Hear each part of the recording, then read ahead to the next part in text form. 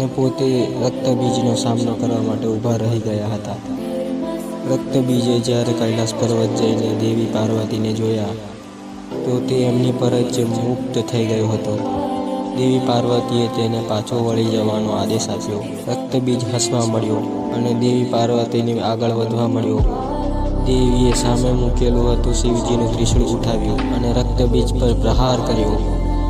રક્તબીજના શરીરમાંથી રક્ત વહેવા મળ્યું અને પછી બ્રહ્માજીના આશીર્વાદ અનુસાર રક્તનહાર એક ટીપે ત્યાં રક્તબીજનો જન્મ થવા મળ્યો.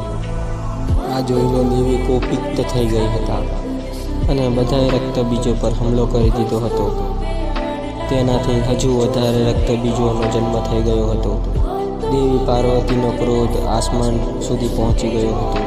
તેઓ તેમના ગુસ્સા પર કાબૂ નહીં કરી શકતા હતા. જ્યારે તેમનો ગુસ્સો